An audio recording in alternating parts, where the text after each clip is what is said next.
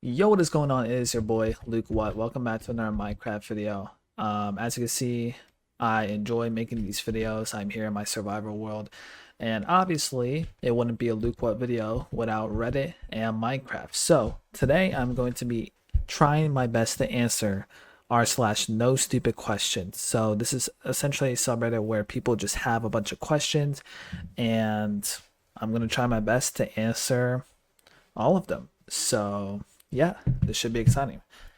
Okay, so the first one is here we go. Why are weed smokers so afraid to admit that they're addicted? I know so many people who smoke weed, people close to me, and they smoke literally every day. On the days that they don't have the money to smoke, they'd always act very angry and mean. Yet every time you tell them they're addicted, it's always, no, it's not addictive. I've seen the way people act when they don't have a cigarette, and it's exactly the way that weed smokers act. Okay. So this one is actually very interesting, and the question itself is, why are weed smokers so afraid to admit that they're addicted? Okay. So I fortunately am not addicted to weed, but I struggle with like other addictions that I guess I'd rather not say straight away, but essentially I know what it's like to be addicted to something and you don't want to admit it. Like, you don't want to really put it out in the open because it kind of makes you more vulnerable and it makes you seen as more weak. Which shouldn't really be the case because it is so easy to get addicted to stuff. Like, especially when you think of America. Oh, turtles. Do I kill y'all? Well, how do y'all get here without water? I'm sorry, guys. Okay, I can't even do that. But yeah, so pretty much weed smokers are afraid to admit why they're addicted, the same reason why anyone's afraid to admit. Like, cigarette smokers don't want to admit that they're addicted, they just happen to smoke. Alcoholics don't want to admit that they're addicted, they just happen to drink.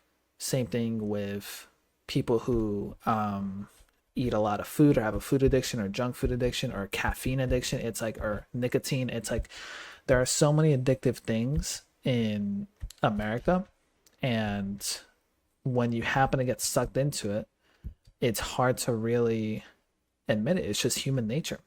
But this person is pointing out weed smokers specifically, which I've never really encountered. Like, I've never really seen an example of like weed smokers being really afraid to admit that they're addicted, but I know what you mean. I feel like it's kind of a hot button issue with weed smokers, whereas with other people, it's the same thing. And I like the point that you made about being angry when you don't get it, because that's like literally what addicts do. But you can literally apply that to any other, oh, that hurt. You can literally apply that to any other addiction. It's the same thing. Like, people want their addiction, so they're mad when they don't get it, and they don't want to admit it because they are afraid that they'll be seen as less than. So yeah.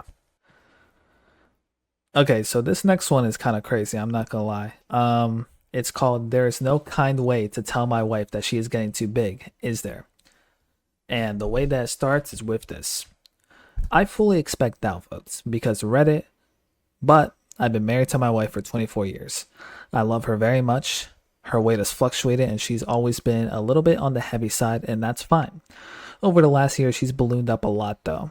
I don't know her exact weight, but I'd guess somewhere around 220, 250 pounds, and she's very short. We used to take a lot of walks, and now she's becoming more and more sedentary. My problem is that she's very sensitive and I don't want to hurt her. My job is very physically demanding and I don't want to exercise, but I've tried to show interest in it so we could do it together for quote unquote health. We eat fairly well and we rarely do fast food or junk, so there isn't much I could do there. I have quickly lost all physical attraction to her, but I don't want to hurt her. There isn't anything more I can do without hurting her, is there? Cut this out. And this guy added an edit at the end. The amount of replies is crazy. I appreciate a lot of the advice. One correlation I need to add is that her health is obviously my number one concern. I don't know what my world will be without her. I've been with her since we were teenagers. I do not know who I would be without her. I do not know how many of you I can or I'm going to reply to, but I know that I appreciate a lot of the advice. Okay. So this one is tricky because you want your wife to lose weight, but clearly it's like a hard thing to do. I mean, it's a hard issue to bring up in general to anyone. Imagine bringing it up to your wife who you love, who she knows you very well, you know her very well, and she's probably aware of the fact that she gained weight and she's not a fan of that fact. You always need to be you always need to be careful with stuff like, yo, get out of my bed, gang. Go. Go. Go. The fudge? Come on, bro.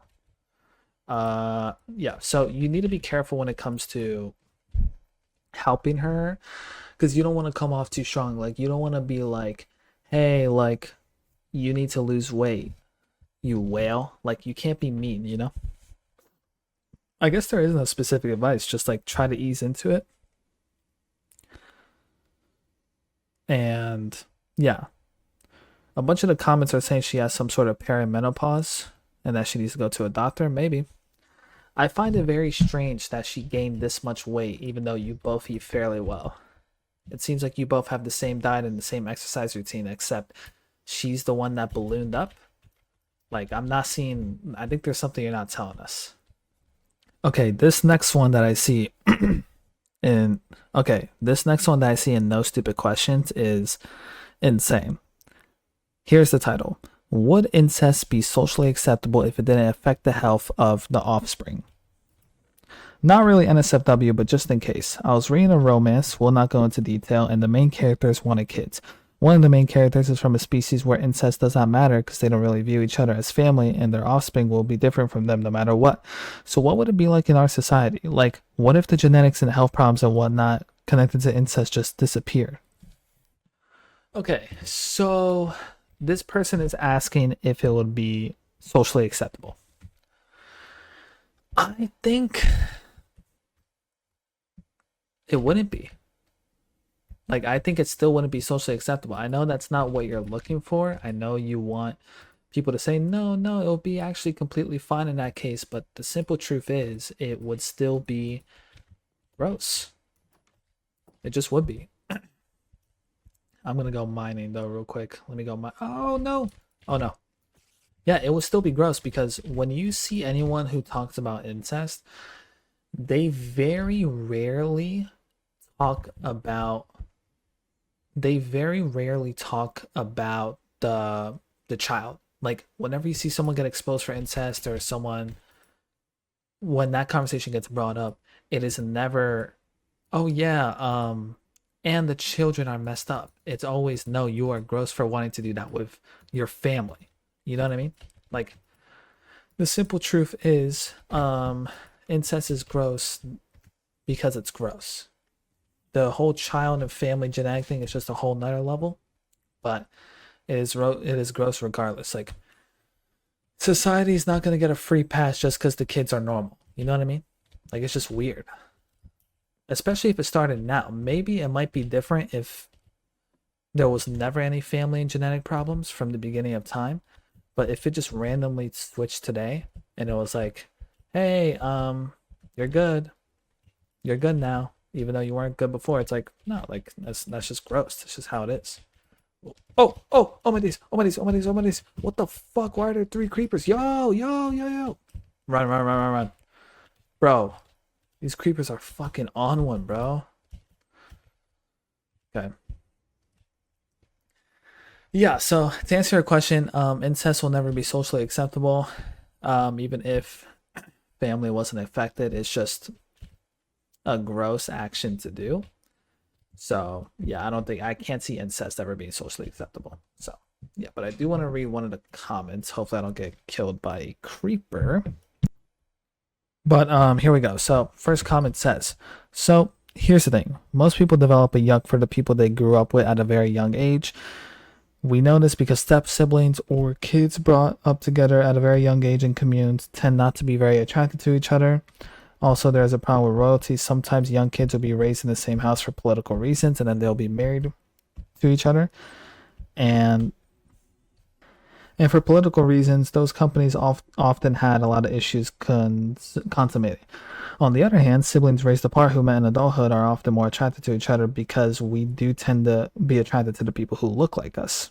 This is probably the mechanism nature created to avoid incest. If incest wasn't harmful, who knows how we would have evolved, but at this point, it is encoded into our genes, at least as far as the first degree family. That is a fucking brilliant point.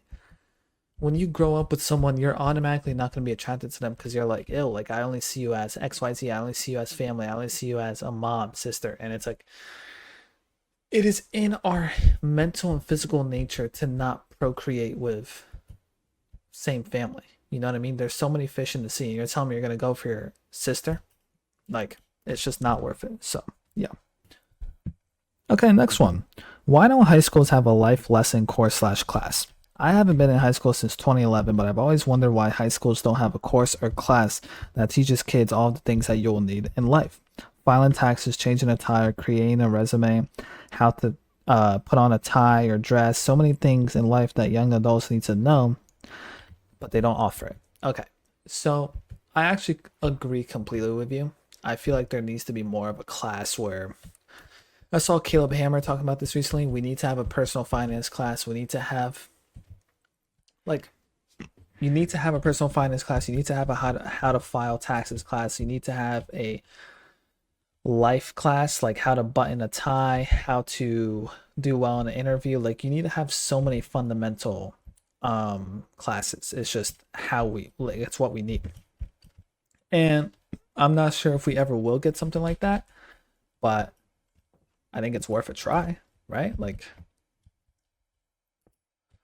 I think it's worth. Oh no, don't fall, don't fall. Yeah, I think high school needs to fix their curriculum. There's so many classes on like geometry, but there's no classes on how to do taxes, the thing every adult is forced to do every April. Like, come on, bro. Like, you need to have a class on that. Okay, that scared me.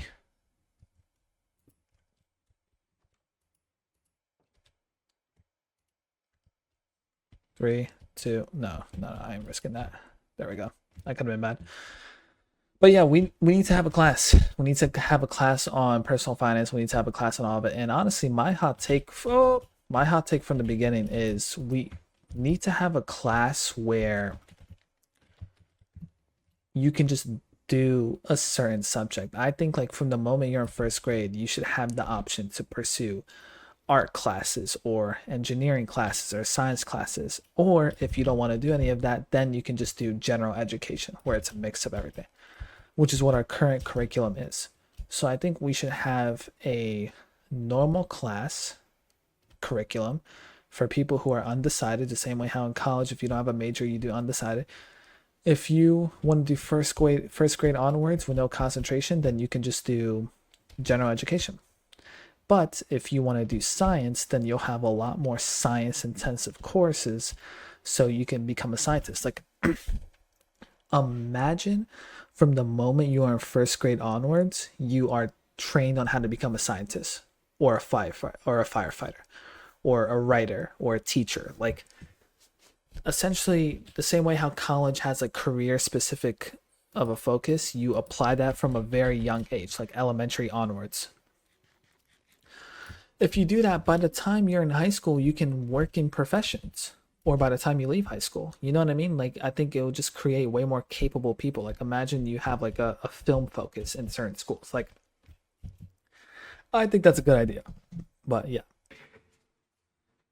if you hear a fan in the background, I apologize. I just need it because it is burning hot. Okay, so here's the next one. This one's hilarious. Is peeing in the pool considered normal? I grew up being told you don't pee in the pool. As an adult, I got grossed out at our apartment pool because I noticed most people were in the pool drinking all day and never got out to go to the bathroom. So I stopped using the apartment pool. I was visiting a friend last weekend at an Airbnb that had a pool. I overheard one of the other women saying something about finding a warm spot and the woman next to her saying she just peed there. Then a third woman said that if the chemicals were correct, it was fine to pee in the pool. Everyone there just seemed to think it was totally normal to pee in the pool. So am I the weird one because I'm thinking you should not pee in the pool? peeing while you're in the pool. Oh, okay. Okay, that's a comment. Never mind. So, is peeing in the pool considered normal?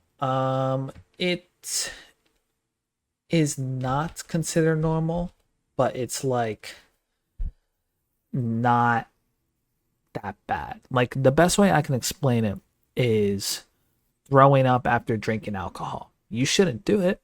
Ideally, you don't have enough alcohol where you need to throw up, but people throw up while having alcohol all the time. It's the same thing with the pool. You shouldn't pee in the pool, but people do it all the time. It's human nature. Like, you know what I'm saying?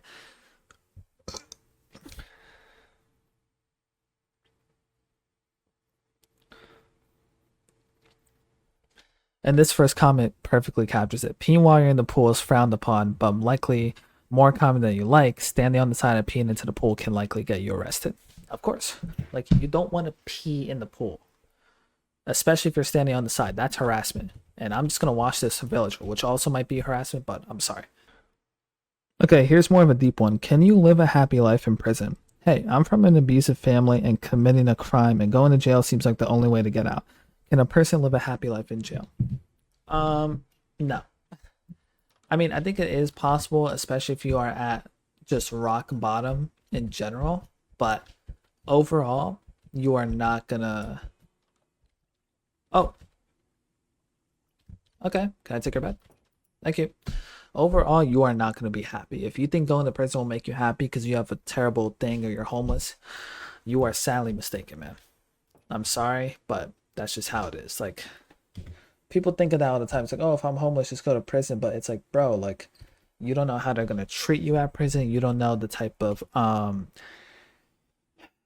this out. You don't know the type of bullies that you're going to meet in jail. You don't know if you're going to drop the soap and get diddled, right? Like, there's so many factors that you're not aware of. So if you're from an abusive family, I am definitely not qualified to give you this advice, and Reddit is not either. But I recommend just getting professional help and, doing research on people who have actually been through this sort of thing before. I'm so sorry you come from an abusive family. It is not a joke, you know. That's why I try telling people. It's like if you have a good home life, like really, if you come from a good home life, like just like really cherish that because there are a lot of people that do not, and it's not a joke. It is not a joke. Okay, so this video has been a bit short. I will see you in the next one. I really enjoy making these Minecraft storytime Reddit videos, and yeah, hopefully you guys enjoyed it. I'll see you in the next one. Peace.